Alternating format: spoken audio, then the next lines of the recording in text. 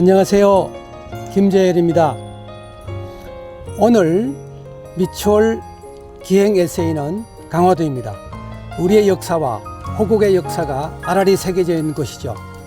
자, 저와 함께 여행을 떠나시죠. 김재열 화백과 함께하는 감성여행. 오늘 아름다운 여정의 화폭이 담길 곳은 소중한 문화유산을 가득 간직한 땅 강화도.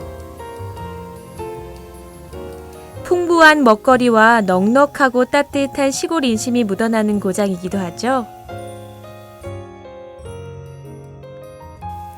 역사의 숨결과 아름다운 자연이 살아 숨쉬는 강화도 나들이길, 지금 떠나봅니다.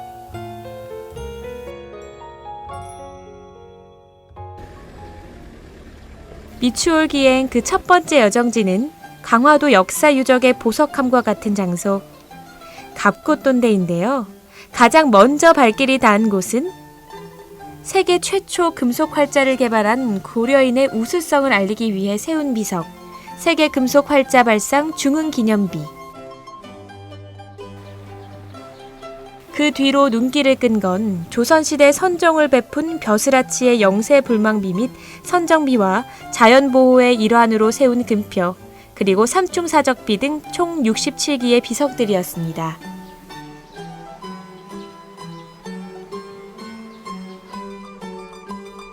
따뜻한 봄 햇살을 가득 머금은 탱자나무도 그냥 지나칠 수 없었는데요. 이 탱자나무 역시 수백 년 동안 풍상을 견디면서 강화도의 역사와 함께 자랐습니다.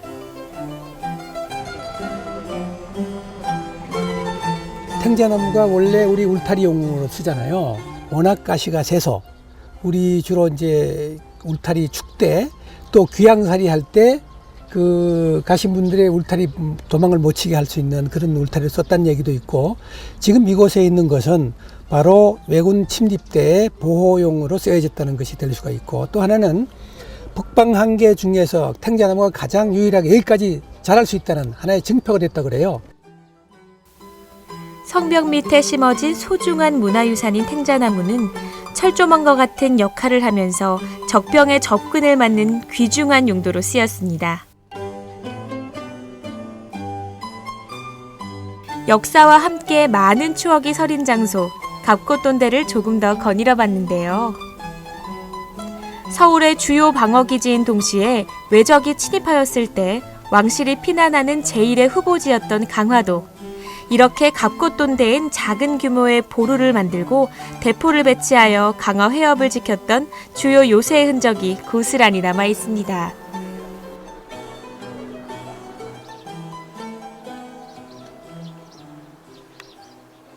돈대는 아시죠? 돈대는 보통 8내지 20명이 이렇게 진지를 지켜가는 그런 돈대입니다. 그러니까 그 당시에 소대 규모가 아닌 게 생각돼요.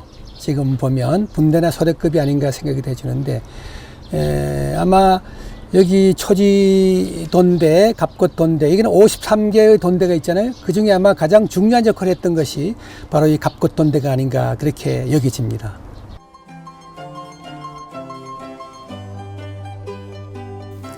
피와 눈물이 젖어든 땅 강화도. 화백 김재열은 마치 시간이 멈춰선 것 같은 이곳을 조심스레 화폭에 옮겨보기로 마음먹었습니다.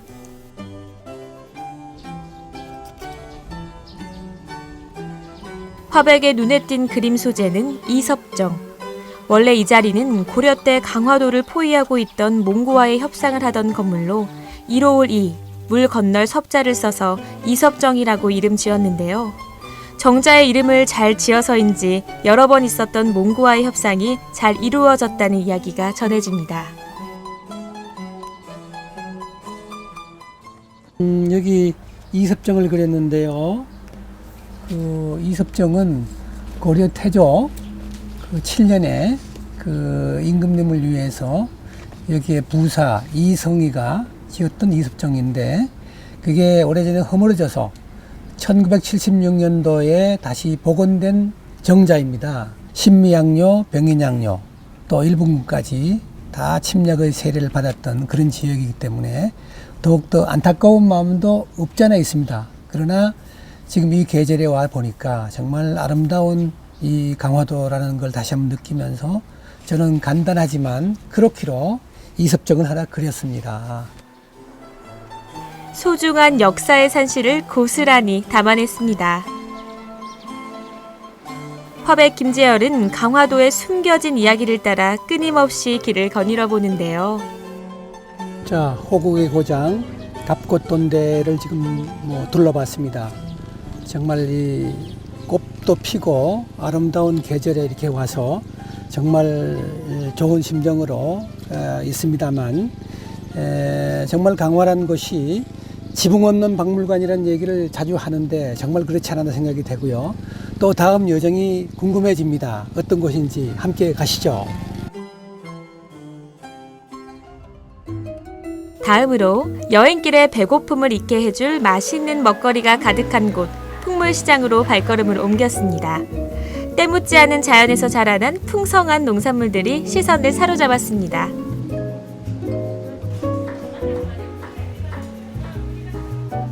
그중 강화도의 주요 특산품 강화 순무가 가장 눈길을 끌었는데요.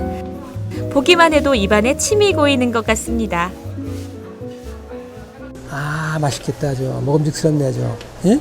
이렇게 하면 하루에 다 나가요? 응? 다 나갈 적도 있고 모자란 적도 있고 그래요? 안 나갈 적도 있고 그렇죠. 아주 먹음직스럽네. 순무의 맛있는 유혹에 흠뻑 빠진 모양이죠. 결국 참지 못하고 한 입 베어 물어보는데요.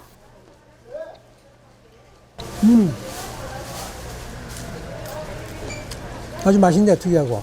난 사실 뻘겋은 잘 먹질 않는데, 맛 괜찮은 것 같아요. 아주머니, 강화 순무가 왜 유명해요?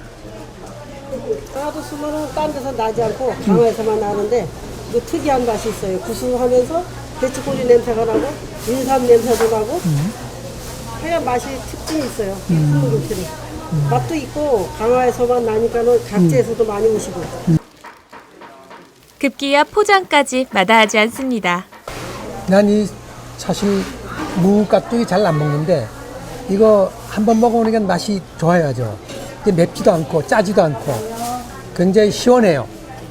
과일처럼 먹는 것 같아서 나 어릴 때 먹었던 그 배추 뿌리 맛이 나요.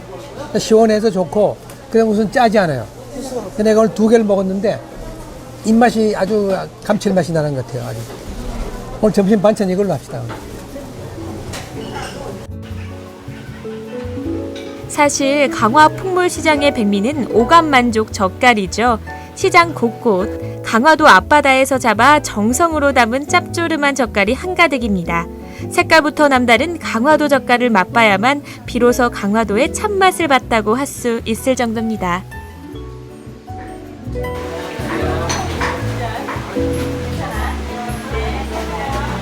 여기 젓갈 중에 어떤 게 제일 잘 나가요? 낙지, 참나, 오징어. 그래요? 근데 밴댕이 젓도 잘 나가잖아요? 밴댕이젓도 강화 특산품이기 때문에 네. 많이 나가요. 많이 나가요? 밴댕이 뼈까지 다 드시는 거라 칼슘도 많고 젓갈 중에서는 영양이 제일 많아요. 고소하네요. 짭짤하고. 밥 생각이 나네요. 특히 강화도의 별미 밴댕이 젓갈에는 재미있는 일화가 담겨 있습니다. 밴댕이는 밴댕이 자체가 성격이 급해가지고 물에서 올라오면 죽어요. 물 위에서 올라오면 자기 승질을 죽어요, 못 이겨서 승질이. 그냥 죽어요. 그러니까 밴댕이는 산 게 하나도 없죠. 밴댕이 산 거 본 사람은 이 지구상에 없어요. 물에서 올라오면 다른. 입안의 감도는 기막힌 감칠맛이 잊혀지지 않는지 기어이 또 주머니를 열고 맙니다. 계속해서 시장 구석구석 싱싱한 강화도 특산물을 구경하며 몸과 마음의 활기를 되찾던 화백 김재열. 어느새 붓을 손에 쥐었습니다. 인심 좋은 시장 상인을 스케치하기 위해서인데요.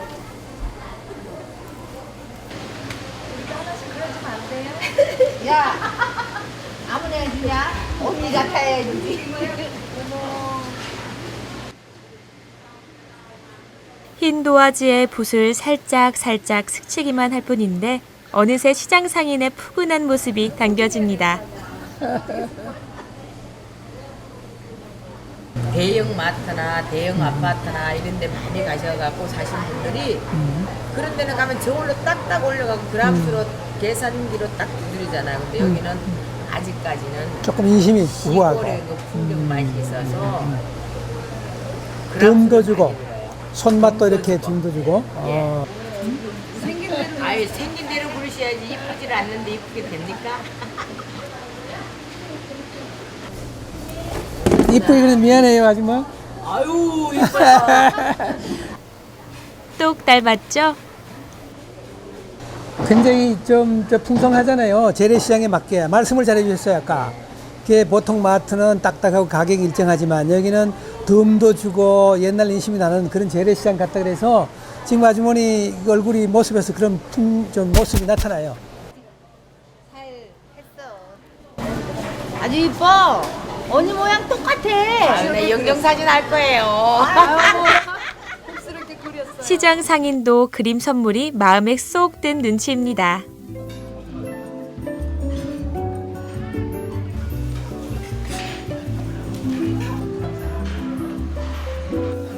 그림을 그린 후 시장 2층에 자리한 식당 구경에 나서봤는데요. 뭐가 맛있어요? 네, 밴댕이가 요즘 철이고요. 밴댕이가 가장 맛있어요. 맛있어요? 네, 식성대로 드실 수 있는 건 회도 있고 무침도 있고 덮밥도 있고 구이도 있습니다. 근데 원래 네. 가을 전어, 네, 가을전. 봄은 밴댕이라고 그래요? 네네. 집 나간 며느리가 돌아온다는데 그 사실이 그 정도 맛이 있어요? 맛있죠. 네. 그러니까 확실히 철에 먹는 생선은 그만 나름대로의 맛이 있어요. 네, 그러세요. 요즘은 철이기 때문에 가장 기름기가 가장 많고요. 지방을 항상 이렇게 우리의 몸에 좋은 지방을 생선의 지방을 갖고 있기 때문에 고소하고 불포화 지방산이 있다. 예, 그렇기 때문에 영양에도 좋고 그리고 야채 여러 가지 야채랑 같이 무쳐 나오니까 너무 잘 어울려요. 그럼 밴댕이 회를 좀 먹죠. 회로 다 좀 드릴까요? 네, 회. 사실 어류 분류상으로는 반지가 올바른 표현인데요. 청어목 멸치과인 이 생선은 오랫동안 강화도에서 밴댕이라는 사투리로 불리는 바람에 밴댕이라는 이름이 더 친숙해졌습니다. 무엇이든지 보고 느낀 것을 도화지에 그려야지만 직성이 풀리는 화백 김재열. 오늘도 역시 허기진 배를 채우기도 전에 그림으로 먼저 표현해 보기로 했습니다. 먹는 즐거움도 좋지만 그보다는 그리는 기쁨이 더 크기에 가능한 일이겠죠? 신선한 채소에 새콤한 고추장까지 작은 것 하나 허투루 지나치지 않습니다. 마치 맛있는 밴댕이가 도화지에 그대로 담긴 것 같죠?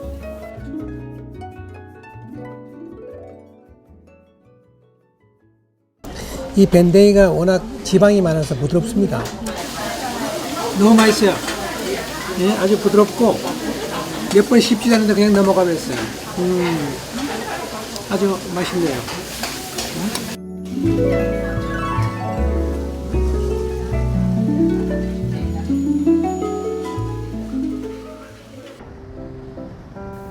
배도 든든히 채웠으니 다시 발걸음을 옮겨보는데요. 바다에 마중 나온 갈매기를 보니 괜시리 마음이 설레기까지 합니다. 그렇게 외포항에서 10분여 정도 배를 타고 작은 섬에 도착했습니다. 네, 외포리를 출발해서 갈매기의 환영을 받으며 바로 성모대에 도착했습니다.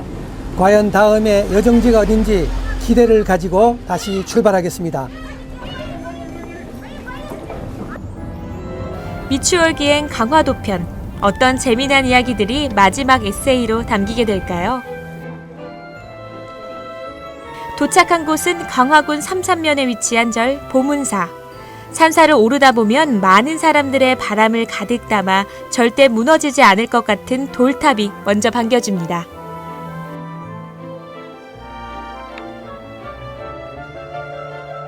보문사는 남해 보리암, 양양 낙산사, 여수 항일암과 더불어 한국의 횟수 가늠 성지 중 하나로 널리 알려진 사찰이기도 한데요.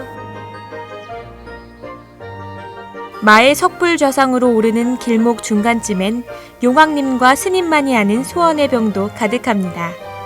계속해서 가파른 언덕을 오르자 강화도의 탁 트인 전경이 펼쳐지는데요. 드디어 마의 석불 좌상에 다다른 거죠. 네모진 얼굴에 커다란 보관을 쓰고 두 손에는 정병을 들고 연화대좌 위에 앉아 있는데 뒤에는 광배를 쥐고 있는 형상입니다.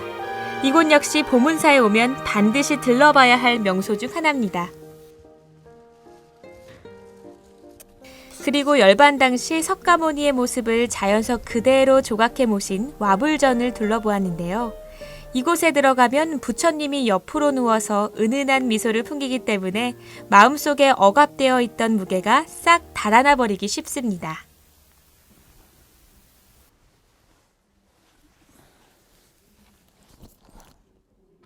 저는 어릴 때 절에를 다녀봤지만 오늘 처음 여기 와서 절을 3번 했어요. 했는데 아주 차분해지고 굉장히 마음이 편안한 것 같아요. 그래서 정말 이런 그 종교라는 것이 뭐 저는 아무걸 꼭 꼬집지는 않지만 와서 삼배를 하고 나니까 마음이 굉장히 편안하다는 거, 그런 기분이에요. 아주 잘 온 것 같아요. 내가.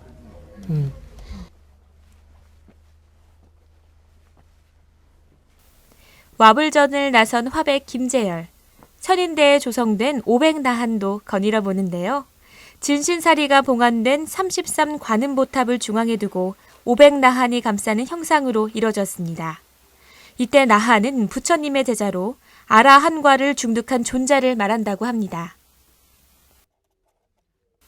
해탈하여 더 이상 윤회하지 않는 나한상이 뇌리에 남은 화백 김재열. 섬세한 손길로 마음을 담아 도화지에 아로 새깁니다. 나는 사실 여기를 그리고자 한 건 아닌데 이 자리에 앉고 보니까 이 나한상들의 표정이 각기 다르고 또 시선이 각자 달라요.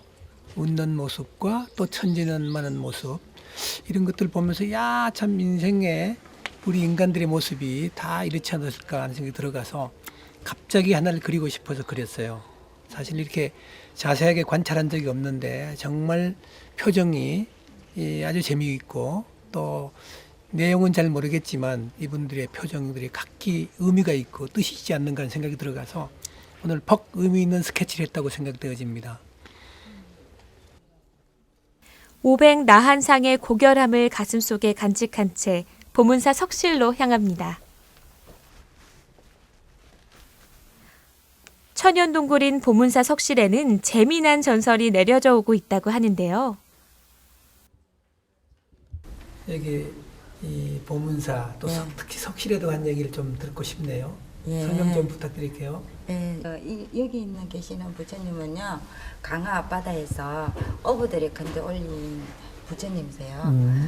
배를 타고 나가셔가지고 고기를 잔뜩 잡았는데 돌멩이를 잡은 거예요. 돌멩이. 그래서 그 돌멩이가 버리고 또 했는데 그 다음날 또 가서 또 잡았는데 또 돌멩이에 또 건져 올린 거예요. 그러니까 꿈에 해몽을 하셨어요. 이 돌멩이는 보통 그냥 돌멩이가 아니고 부처님의 현상한 돌멩이니까 좋은 데로 잘 모셔놓으면은 큰 복을 받을 거라 해서 여기 그분들이 그 돌멩이를 갖고 여기 강화 보문사로 들어온 거예요. 그래서 여기 기도하신 분이 많겠네요. 기도하는 분이 진짜 많습니다. 예. 좋은 일, 예. 학생들 뭐 수능 100일 기도도 하고 또 고시 공부도 하고 다들 건강도 그런 거 그러시군요. 예, 감사합니다. 네. 고맙습니다.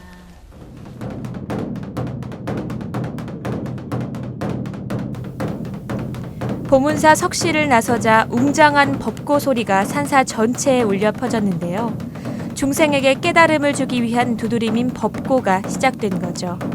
보문사에선 매일 저녁 예불을 드리기 전 장엄한 법고 소리를 들을 수 있습니다. 법고 소리에 맞춰 화백의 본능을 일깨운 화백 김재열. 마음을 다시 가다듬고 손에 붓을 쥐어보는데요. 역동성과 포근함이 느껴지는 보문사의 풍경을 도화지에 담아봅니다. 그림을 그리는 그를 보고 있노라면 마음마저 평온해지는 것 같은데요. 오늘 화백 김재열이 보고 느낀 산사의 풍광은 이렇게 한 장의 화폭으로 남겨집니다.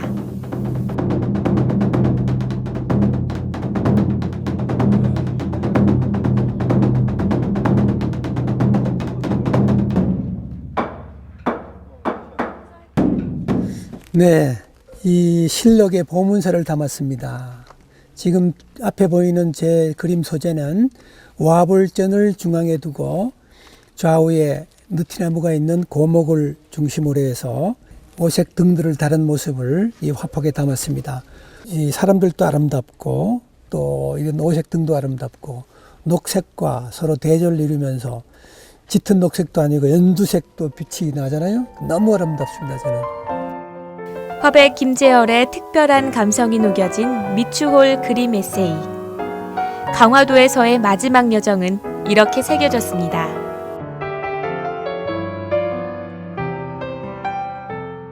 네, 저는 오늘 강화도의 일정을 마무리하면서 왜 강화도가 지붕 없는 박물관이라고 얘기하는지 알 것 같습니다. 개항 100년의 역사와 함께 사찰이라든가 여러 관광지를 둘러보면서 정말 아름다운 모습들을 담아서 나갑니다. 하루 일정으로는 너무 부족해서 조만간 꼭 방문해야 되겠다고 마음먹고 다짐을 합니다. 오늘은 아쉽지만 강화도의 여정을 마치고자 합니다.